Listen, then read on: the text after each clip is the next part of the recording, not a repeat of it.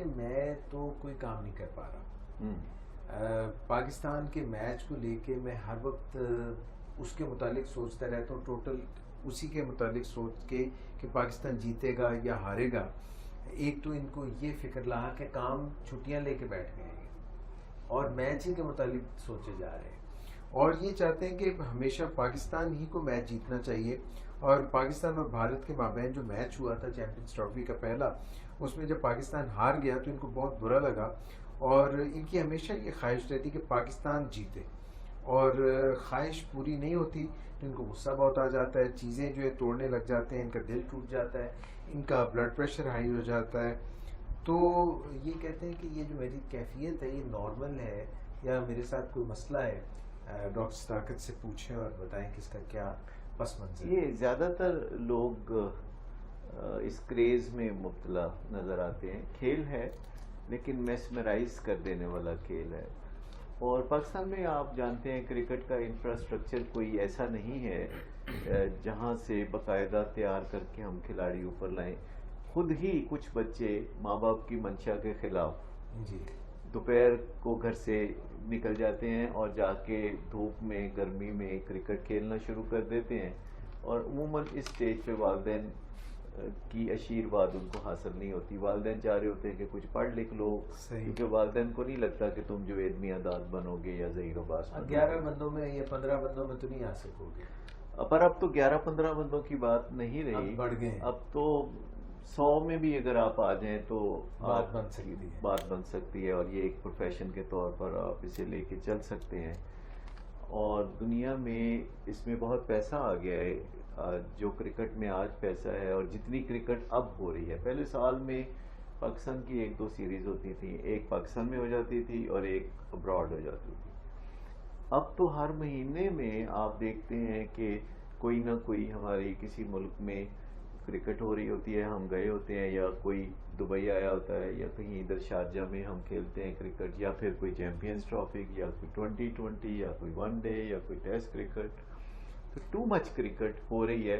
ہو تو گئی too much cricket, مگر کیا یہ اتنی جو کرکٹ ہے تو لوگوں کا بجائے اس سے دل اٹھ جائے یا دل بھر جائے, لوگ اور زیادہ اس میں انوالو ہو. پر کرکٹ گیم بہت زبردست ہے نا. آپ دیکھیں دنیا کی دوسری کوئی گیم کرکٹ کا مقابلہ نہیں کر سکتی, کیونکہ اس میں سارے پہلو ہیں. اس میں ٹیم ورک ہے, اس میں انڈیویجول پرفارمنس ہے, اس میں کریٹیویٹی چاہیے, اس میں آپ کو بر وقت فیصلے کرنے ہیں, اس میں پل پل اور لمحہ بلمحہ بدلتی ہوئی صورتحال ہوتی ہے, انپریڈکٹیبلٹی ہے, کرکٹ بائی چانس بھی کہتے ہیں.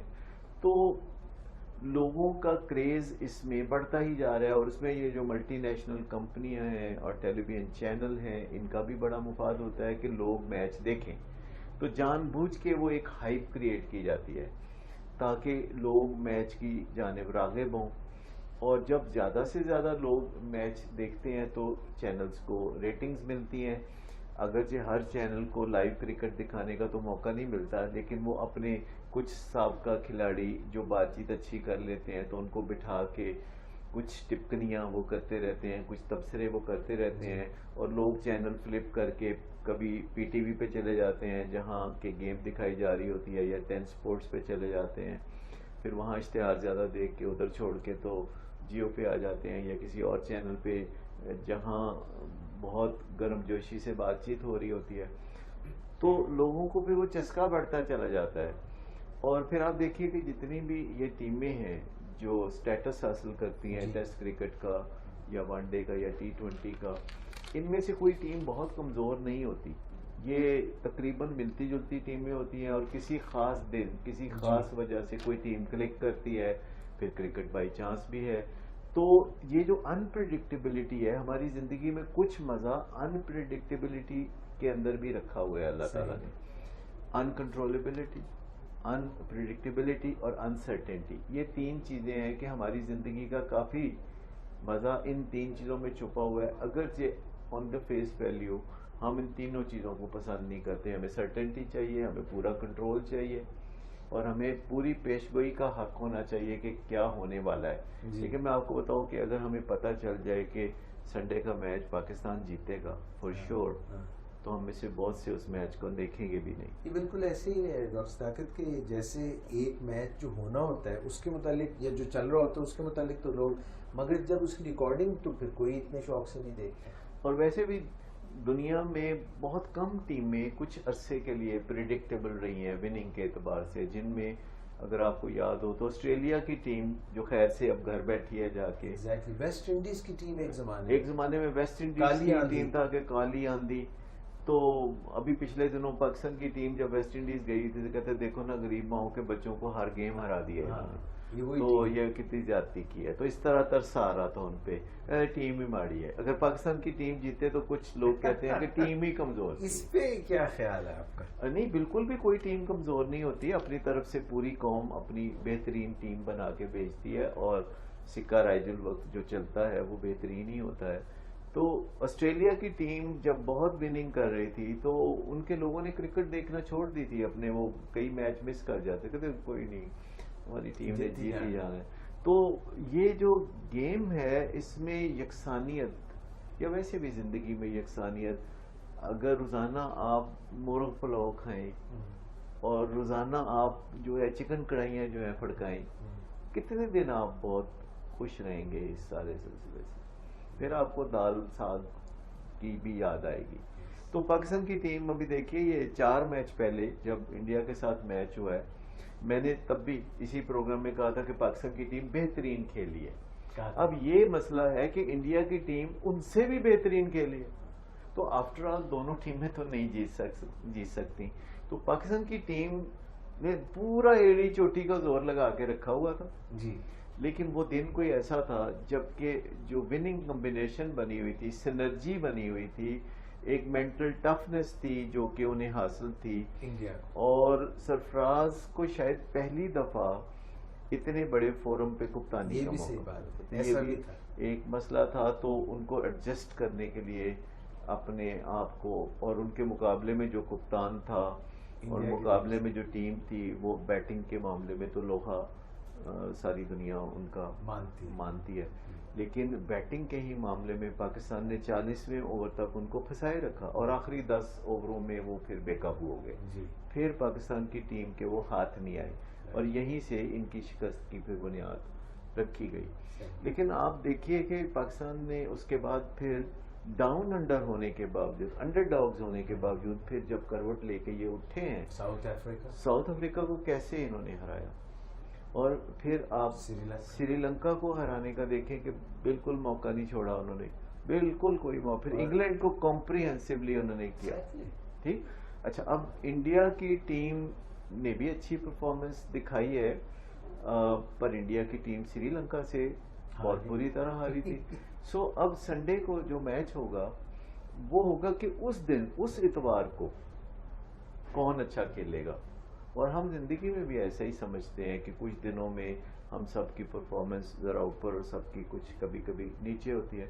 اب سارے کام چھوڑ کے بیٹھ جانا، تو یہ اپنے آپ کو ٹینشن کے سپورٹ کرنے والی بات ہے. تو کام کاج تو بھائی کرتے رہنا چاہیے. کرکٹ تو روز ہوتی رہے گی، یہ کون سا سالانہ تہوار ہے عید کی طرح کہ آپ سب کام چھوڑ کے بیٹھ جائیں. شو مسٹ گو آن، زندگی چلتی رہنی چاہیے. اور اس میں یہ جو بیچ میں چھوٹے چھوٹے خوبصورت مواقع ہوتے ہیں جو منوٹنی توڑتے ہیں، کبھی جیت کبھی ہار. اوور آل میں نے جب بھی پاکستان کی ٹیم کا ریکارڈ دیکھا ہے دوسری ٹیموں کے مقابلے میں تو اچھا ہی ہوتا ہے. ابھی بھی آج تک جتنے میچ انڈیا سے پاکستان کے ہوئے ہیں، پاکستان نے کافی زیادہ جیتے ہیں. اچھا، جتنے بھی میچ سری لنکا سے ہوئے وہ بھی ہم نے ہی زیادہ جیتے ہیں. سو آخر کار اگر ایک میچ پاکستان کی ٹیم ہار جاتی ہے تو ہمارے کچھ پرانے جو پلیئرز ہیں، جو کرکٹرز ہیں، ایکسپرٹس ہیں، اور وہ آ کے پھر ایسی چترال کرتے ہیں، پھر ایسے لگتا ہے کہ وہ بالکل بیشنگ شروع کر دیتے ہیں، اور وہ بالکل آؤٹ آف کنٹرول ریج ہوتا ہے ان کا، غصہ بہت زیادہ ہوتا ہے. حالانکہ خود اپنے زمانے میں ان کے بھی یہی حالات رہے ہوتے ہیں. اور میں آپ کو بتاؤں کہ وہ اچھے زمانوں میں کرکٹ کھیل گئے. آج اگر آپ جاوید میاں داد کو اسی عمر میں اور اسی ایکسپرٹیز میں واپس لے جائیں جس میں وہ 80s میں کھیلتے تھے تو بہت مشکل ہو جائے گی انہیں اپنی فیس سیونگ کرنے کے لیے. یا سکندر بخش سے آج کل اگر ہم بالنگ کروائیں اور وہ اپنی اس وقت بھی کبھی بہترین فارم میں ہوں اور بہترین ایج میں ہوں، تو آج اگر انہیں ہم کہیں بالنگ کرانے کے لیے، تو آج کی بالنگ، آج کی بیٹنگ، آج کی تیاریاں، آج کا جو آپ کو ریکارڈنگ دیکھ کے مدد ملتی ہے اور جو کوچز بتاتے ہیں اور جو پرسیپشنز آج کل دیے جاتے ہیں کھلاڑیوں کو، وہ پہلے کے زمانے کے بارے میں حوالے سے بہت مختلف ہیں. سو اصل چیز یہ ہے کہ انجوائے کرنا، کہ جو میدان میں کرکٹ کھیل رہا ہے وہ اگر انجوائے کرے گا تو اچھا پرفارم کرے گا، اور اگر آپ بطور اسپیکٹیٹر کے، تماشائی کے اگر آپ کرکٹ کھیل رہے ہیں تو پھر آپ انجوائمنٹ پہ نظر رکھیں، گیند کی موومنٹ پہ نظر رکھیں، بجائے اس کے کہ پاکستانی کھلاڑی چوکے لگاتے رہیں اور دوسرے لوگ جو ہیں وہ تل ملاتے ہوئے نظر آئیں، اور جب پاکستان کی باری آئے تو وہ آنکھوں پہ پٹیاں باندھ کے آ جائیں. تو ایسا نہیں ہوتا. تھوڑا ہمیں اپنے ایک توازن کی طرف بھی، بیلنس کی طرف بھی توجہ دینے کی ضرورت ہے. اور مجھے بتائیں پاکستان میں باقی لوگ کون سے ڈنکے بجا رہے ہیں دنیا میں؟ ہماری کرکٹ ٹیم تو پھر بھی وقتاً فوقتاً ہمارا جھنڈا اونچا کر کے ہمیں خوشیاں دیتی ہے اور دنیا میں نام دیتی ہے. باقی پاکستانی جو ہیں وہ کیا ایسے کارنامے مختلف زندگی کے شعبوں یہ میں؟ اب آپ جس بات کی طرف جا رہے ہیں وہ مجھے تو ایک ہی بات ذہن میں آ رہی ہے کہ جو بڑی عدالت ہے اس میں بڑے بڑے لوگوں کی پیشیاں چل رہی ہیں، اور اس پہ بھی تبصرے ہو رہے ہیں کہ بھئی ان کے بچوں کو کیوں بلایا، کس کو کتنی دیر بٹھائے رکھا. اور اب یہ مسئلہ بھی ہے، یہ بڑی پیشی والا مسئلہ ہے. اب اس میں سے کیا نکلنے والا ہے؟ لیکن سمپل سی بات یہ ہے کہ جس قوم کی اپنی جو ایمانداری کی کوئی شاندار مثالیں موجود نہیں ہیں دنیا میں، اور انٹرنیشنل رینکنگ میں پاکستان میں جو کرپشن کا جو لیول ہے، چوتھے نمبر پہ شاید بہت بہت ڈنکا بج رہا ہے ہماری کرپشن کا دنیا میں. اور یہ حکمرانوں کے حوالے سے کرپشن نہیں ہے، پورے پاکستان کے عوام اور پورے پاکستان کے نظام کے حوالے سے ہے کہ کرپشن میں بہت زیادہ. تو خالی آپ اگر کسی کو نشانہ بنا لیتے ہیں، میں نارملی جو لوگ اتھارٹی فگرز ہوتے ہیں تو میں عموماً احترام کرتا ہوں، اور میں سمجھتا ہوں کہ کسی اہلیت کی بنیاد پر لوگوں کے سر پہ ہما کا پرندہ بیٹھتا ہے تو ایسے ہی اس کو ڈی سٹیبلائز کرنا. کیونکہ اس وقت بھی بین الاقوامی رپورٹیں بھی آ رہی ہیں کہ اگر پاکستان میں حکومت یک بیک چینج ہو گئی یا کسی طریقے سے نااہل قرار دے دیا گیا، پاکستان کو نقصان ہوگا. اور پاکستان اس وقت معاشی طور پر بہتری کی طرف جا رہا ہے، اور ٹیررزم کے حوالے سے بھی کچھ استحکام، کوئی بہتری نظر آ رہی ہے. تو جہاں ایک ریڑھی والا، ایک سبزی والا، ایک دودھ والا، ایک ڈاکٹر، ایک انجینئر، ایک لائر اپنی زندگی میں کوئی بہت زبردست ایمانداری کے مظاہرے نہیں کر رہے، تو وہاں ہم فوکس کر لیں کہ کوئی حساب دے سکتا ہے، تو حساب تو یوم حساب کو بھی نہیں کو دے سکتا. وہاں بھی فضل ہی مانگا جائے گا اللہ تعالیٰ کا. حساب تو کوئی وہاں بھی نہیں دے سکتا، چاہے کتنا پارسا کیوں نہ ہو. تو اس دنیا میں کوئی کیا حساب دے گا؟ وہ میاں نواز شریف سے یہ بہت بڑی غلطی ہو گئی کہ پچھلے سال اپریل کے شاید پہلے دوسرے دن میں یہ خبر آئی پاناما لیکس والی، اور 4-5 اپریل کو انہوں نے فرما دیا کہ جی میں اپنے خاندان سے سمیت حساب دینے کے لیے تھے. اب کیا ضرورت پڑی ہے؟ آپ اپنے کام پہ توجہ رکھیں. جنہوں نے اپوزیشن کرنی ہوتی ہے وہ کرتے رہتے ہیں، وہ تو اپنی باری کے انتظار میں ہوتے ہیں. کیونکہ جیسے سب لوگوں کے پروفیشنز ہوتے ہیں تو سیاستدانوں کا تو پروفیشن یہی ہے نا کہ انہوں نے برسر اقتدار آنا ہوتا ہے، اور اس کے لیے ایک بہت بڑی رکاوٹ کوئی شخص ہوتا ہے جو کہ اقتدار پہ بیٹھا ہوتا ہے، تو پھر اس کو تو ہٹانا ہی ہوتا ہے. تو میں عموماً کوئی بھی جب اقتدار میں ہوتا ہے تو میں اسٹیبلٹی کا حمایتی ہوں، یا میں چاہتا ہوں کہ کنٹینیوٹی ہونی چاہیے اور کسی کو کام کرنے کا موقع ملنا چاہیے. اگرچہ میرا اس میں کوئی ذاتی اس میں مفاد نہیں ہوتا، لیکن وہ جو کچھ لوگوں کے ذہن میں ہوتا ہے کہ ہر اتھارٹی فگر کو چیلنج کرنا ہے، اپوز کرنا ہے، ماننا نہیں ہے. تو میں تو ماننے والوں میں سے ہوں. مجھے کوئی بھی بندہ خوبیوں کا حامل نظر آتا ہے تو میں سب سے پہلے کہتا ہوں اس میں بڑی بات ہے بھائی. کوئی ٹیلی ویژن پہ کوئی بات کر رہا ہوتا ہے تو میں کہتا ہوں کیا بات ہے, کتنی سمجھداری کی بات کی ہے. لیکن زیادہ تر لوگ اس بات کو کوئی تھوڑا بہت خوبی سمجھتے ہیں کہ اتھارٹی فگرز کو چیلنج کرنا. اس کی وجہ ہے کہ ہم پہ انگریز حکمران رہے تھے, وہ باہر سے آئے تھے, ہمیں برے لگتے تھے, تو وہاں سے یہ رواج پیدا ہوا کہ جو صاحب اقتدار طبقہ ہے ان کے خلاف چلنا چاہیے. اور پھر حکومت بدل گئی, ہمارا اپنا ملک بن گیا, ہمارے اپنے لوگ آ گئے, لیکن ہم دوسروں ہمیں اپنی آنکھ کا شتیر نظر نہیں آتا. میں اسی معاملے میں بھی یہ کہہ رہا ہوں کہ ہمیں اپنی آنکھ کا شتیر نہیں نظر آتا, دوسروں کا سب کچھ نظر آتا ہے. تو شیشے کے گھر میں بیٹھ کے کوئی اتنا کچھ نہیں کرنا چاہیے. اور جنہیں اللہ تعالیٰ عزت دیتا ہے ہمیں بھی ان کی عزت کرنی چاہیے. میرے نزدیک عمران خان بھی بہت محترم ہے, ایٹ دی سیم ٹائم بڑی خوبیوں کے مالک ہیں, بڑی لیڈرشپ کے مالک ہیں. اللہ کرے ایک دن وہ وزیر اعظم بنے اور ملک کی خدمت کریں, اور ان میں صلاحیت بھی موجود ہے. صبر بھی تو ایک چیز ہے نا, انتظار بھی تو ایک چیز ہے. اور صبر کا مطلب یہی ہے کہ آپ اپنے گول کے حصول تک گریسفلی انتظار کریں. میں آپ کو بتاؤں کہ اگر انہوں نے یہ 4 سال صرف انتظار کیا ہوتا اور اپنا ہوم ورک مکمل کیا ہوتا, سیاست میں گراس روٹ لیول تک میل ملاقاتیں جاری رکھی ہوتی, تو ابھی یہ وزارت عظمیٰ کے کنارے پہ بیٹھے ہوتے. اب وہ نتھیا گلی بیٹھے ہیں. تو اس سے رک گیا تھوڑا سا کنارہ جو ہے اس سے رک گیا. ہاں, کئی دفعہ ایسا ہوتا ہے کہ ہم نہیں بدلتے تو ہمارے ارد گرد ماحول بدل جاتا ہے. تو یہ جو کرکٹ کا معاملہ ہے جو وسیم صاحب نے کہا ہے, تو میں وسیم صاحب کو یہی کہوں گا کہ اپنے کام کاج کرتے رہیے اور اپنی ٹیم کے ساتھ سولیڈیرٹی شو کیجیے. اگر وہ نہیں بھی کبھی جیتتے تو آخر کوئی دن ایسا کیسے ہو سکتا ہے کہ ہر وقت ہماری ٹیم جیتے اور آسٹریلیا کی ٹیم ہارے اور انگلینڈ کی ٹیم ہارے اور ویسٹ انڈیز کی. مشکل سے سوال کر لوں جی بالکل. دنیا میں جو اسپاٹ فکسنگ ہوتی ہے, یہ جو پرسوں میچ ہونے جا رہا ہے پاکستان انڈیا والا, آپ کے خیال میں کون جیتے گا؟ دیکھیں, ایک ہوتی ہے خواہش, ایک خواہش اور ایک ہوتی ہے میرٹ. تو خواہش تو میری یہ ہے کہ پاکستان جیتے. اچھا, میرٹ پہ وہ ٹیم جیتے گی جو اس دباؤ کا سامنا اچھا کرے گی, اور یہ پہلے 2-4 اووروں میں پتہ چل جاتا ہے, چاہے کوئی بیٹنگ کر رہا ہو چاہے بالنگ کر رہا ہو. باڈی لینگویج آپ کو بتاتی ہے.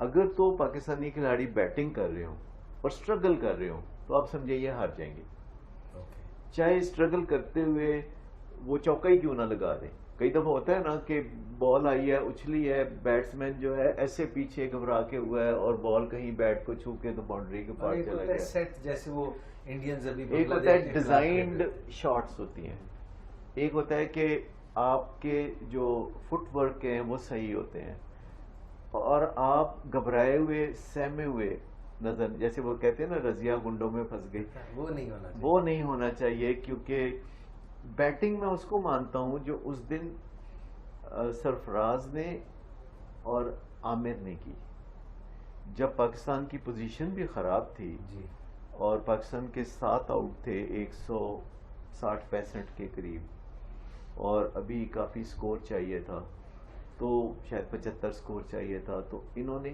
ایک شاٹ صحیح کھیل لی, 1-2 کیچ بھی نکلے اور کیچ ڈراپ بھی ہوئے سرفراز کے, لیکن کیچ تو بہرحال گیم کا حصہ ہے. اگر کوئی بالر اچھی بال کراتا ہے تو کیچ اچھل بھی سکتا ہے. اور کہتے ہیں نا لک فیورز دی پریپیئرڈ مائنڈ.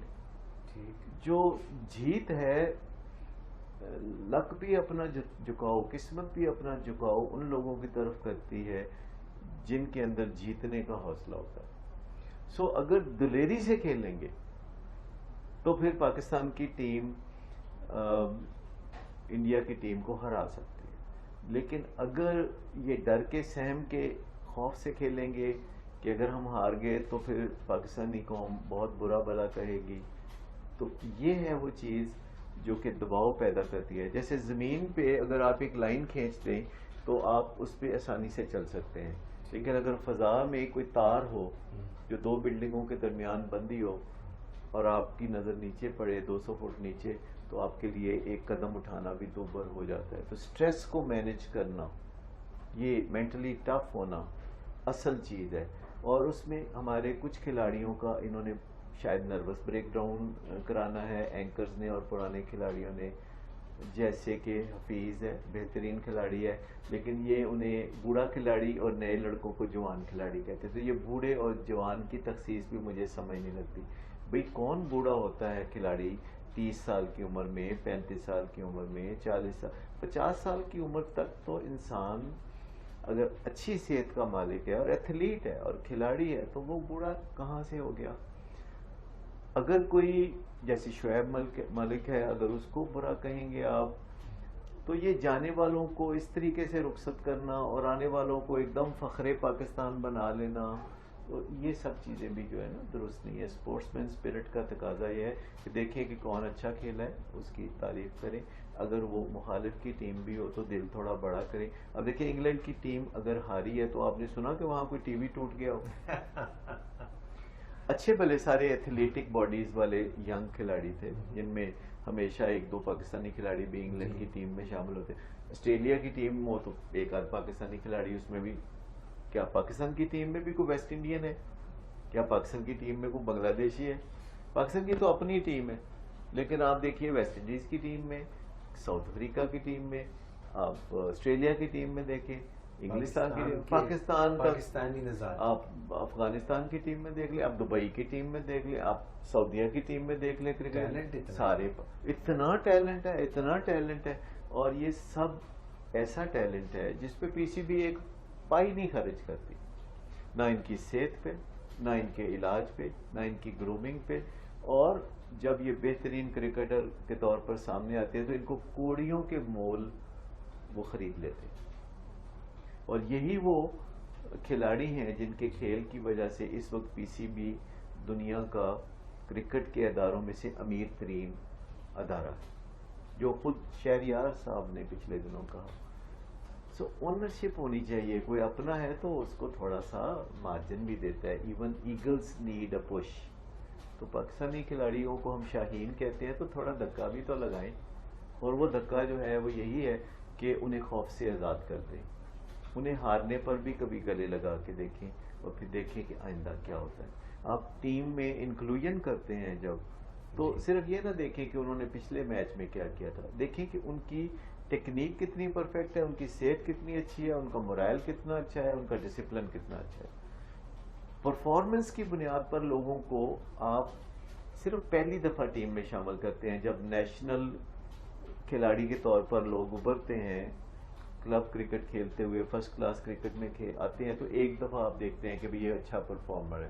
ونس وہ آپ کی نیشنل ٹیم میں آ جاتا ہے تو پھر آپ پرفارمنس نہ دیکھیں، پھر آپ اس کا ڈسپلن دیکھیں، اس کی فزیکل سائیکولوجیکل ہیلتھ دیکھیں، اس کی سوشل ہیلتھ دیکھیں، اس کا تھاٹ پروسیس دیکھیں، اس کا موڈ اور مزاج دیکھیں، اور اس کی جو ہارڈ ورک ہے اور سمارٹ ورک ہے، اور پھر اس کی گرومنگ کریں. اس کو ہمارے پاس ایسے کھلاڑی ہیں جن کے لیے ایک ڈپارٹمنٹ آپ بنا سکتے ہیں، جیسے کہ آسٹریلیا نے ڈینس لیلی کے لیے ایک ڈپارٹمنٹ بنایا ہوا جی. تو ہمارے پاس بھی ایسے کھلاڑی ہیں کہ جن کے لیے آپ اگر ایک کھلاڑی کے لیے ایک ڈپارٹمنٹ نہیں تو کوئی ایسا ڈپارٹمنٹ ہے جو کھلاڑیوں کی لک آفٹر کا ڈپارٹمنٹ ہو، جہاں ان کے ریگولر میڈیکل چیک اپس ہوں. ہمارے ایک کھلاڑی ہیں وہاب ریاض، جی. ان کو ڈی این ایس کا سامنا ہے اور ناک میں بولتے ہیں، اور ساتھ پتہ چلتا ہے کہ ان کو سانس لینے میں بھی اکثر دشواری ہوتی ہوگی. ہے کسی نے غور کیا کہ بھئی ہمارا ایک قومی ہیرو ہے، ہم اس کا ناک کا آپریشن ہی کرا دیں؟ صحیح.